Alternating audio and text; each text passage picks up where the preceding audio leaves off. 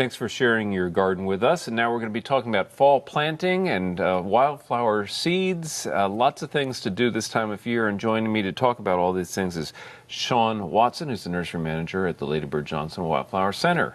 Great to have you here. Thanks for having me on. We're going to start off by talking about a big event at the Wildflower Center, which is the fall plant sale. This is something that is eagerly anticipated by a lot of plant collectors here in the Central Texas area. And a lot of folks may be wondering, should they plant at all this fall? Yeah, and that's a good question. You know, without the rain, there's definitely a lot of doubts. But it is Central Texas, and fall is the best time to plant. Right. And we're going to be talking about varieties that are meant for the kind of drought conditions that we're experiencing. Right. Some of the tougher natives. That's what we're going to talk about. Right. And the plant sale is going to be happening when this year? It is October 14th, 15th, and 16th this year, with the member sale on the 14th. Right. And this is, again, for those hard-to-find native plants that often you can't find in the nurseries, maybe the only chance to get a lot of this plant material.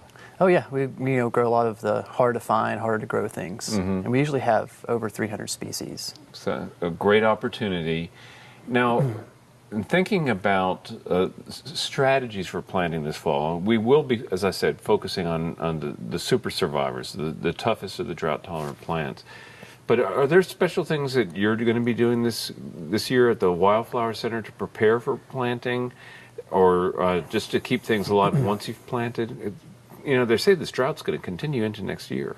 Yeah, I mean, if we do any transplanting we do in the fall, if there is no rain, we'll have to water more. You know, everything is pretty much mulched, most transplants. And so a good layer of mulch and just keeping up on watering on all the new transplants is the main thing. Okay, well, that's pretty basic, mulch and water. Right. That's pretty good advice, really, amending too. the soil is a big thing, too. So if you have hard pan clay, it's good to break it up with compost or sand to increase drainage, too, well, increase odds. You know, always start with the basics and start with the soil. Right. Well, let's talk about some of the plants that are going to be available. And there are a variety of native trees that you've referenced as we were sitting down getting to know one another. I always love talking about these plants because I think they're really underused. One of them is the Parkinsonia or Jerusalem thorn. Right. This is a terrific plant for this region, and boy, it's drought tolerant. Yeah, it's very drought tolerant. Actually, you know, the plant itself is green. The trunk is, because it can basically photosynthesize through the trunk, and and it has small leaves, and so it's very drought tolerant in that way. And so in extreme drought, they'll drop all of their leaves and just photosynthesize through the trunk. Yeah, and actually it's a very appealing look, even leafless. Yeah, even without rain, those things bloomed a lot this year. Yeah. Well, Jerusalem thorn, also called Palo Verde, right? Palo Verde, Retama is another name. Right. And there's even another species from South Texas that is nice. It's actually a little smaller, a little larger leaves, but still has a nice bright yellow flowers. Yeah, it's more like an ornamental tree. Yeah, I absolutely love it. A great size tree too. And then there are a lot of acacias as well that are going to be available, right?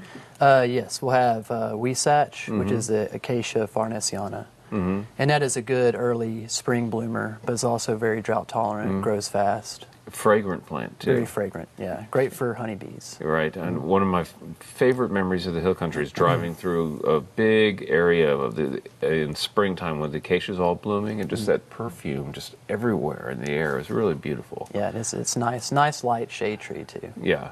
And again, super drought tolerant, made for the sun, made for the hill country, made for those thin soils. Exactly. Yeah, it grows in a pretty wide area, South Texas up into Central Texas. And one of my all-time favorite trees for this region, and one that is, again, I look around town this year, I see a lot of things suffering, but the orchid trees seem to be loving it. The bauhinias. Yeah, the bauhinias, that's another one of those legume trees that's very drought tolerant. You know, grows in the Del Rio area, which gets a lot less rain than here. So yeah, it's just particular to one little patch of hills down there. It's it's in one spot here in the States, and that's down in the Devil's River area. Yeah, just a really remarkable plant, though, and they perform incredibly well in Austin. Beautiful show of blooms in the springtime. Again, great fragrance. And sometimes in the fall, too, they'll do another show, depending on the weather. Yeah. So, Yeah. Maybe not this year. Yeah, maybe without the rain, but maybe not. Well, a great cross-section of different trees there. And then, of course, when I think of the Wildflower Center in the fall, I always think of wildflower seeding, because the fall is the time to put out some of our favorites. Right, like bluebonnets, all of your gaillardias, which is the Indian blanket, and there's even the pincushion daisy, which is another one that I like to grow. Very fragrant gaillardia. Your rudbeckias, like your brown-eyed Susans, and your giant coneflowers. Right. Of course, bluebonnets. Everybody loves bluebonnets. And Phlox September, too, right? Yeah, and the Phlox drumundii, which is a very drought-tolerant annual. And we've already, we have some starts that'll probably be ready for the fall sale. Okay. So you can sometimes start those a little early if you have good greenhouse conditions. Okay. Okay. Even in the heat. Well, let's talk about soil prep and, again, strategies. And if we're used to thinking, oh, you throw the seeds out in the fall, it rains, right? And then you have a show of flowers in the spring. We can't count on that happening, it seems like, this year. Right. Hopefully it does happen. Yeah, but cross our fingers. If not, a good thing to do is, one, you need to clear out the area of all weeds where you're going to be planting. Another good idea is, especially if it's a really dry year, is to add compost or something else into the soil that can hold a little more moisture. Yeah. When you say add that, and a lot of people are thinking, when they think of wildflower plantings, they think of larger spaces often. Do you turn that compost in?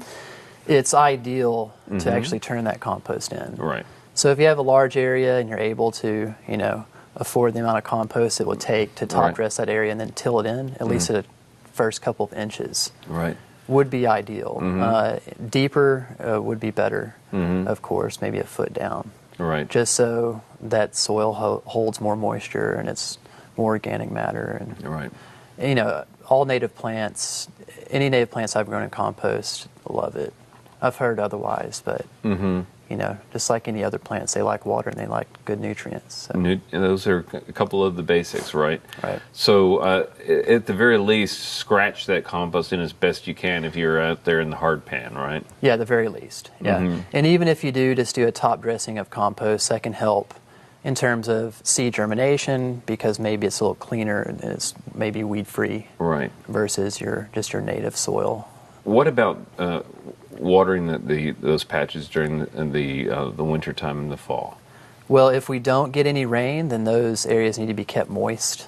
And even if we do get rain in between periods, they may have to be watered just to keep those the seedlings moist, because they start off really small. The root systems are not very large; they don't go very deep, and so it's just good to keep them moist until they're pretty well established. One group of plants that you said you've been growing more successfully recently are the cacti. Yes. Is fall an appropriate time for planting those out? I often think with protecting them during the, keeping them from the cold. Right. That is one of the issues.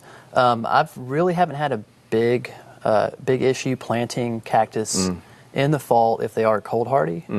If it's something that is maybe a little less cold hardy, it's better to wait until spring so they can establish their root system. Exactly. And then if they freeze back, then they can resprout. Right. So usually springtime is kind of the better time to plant cactus.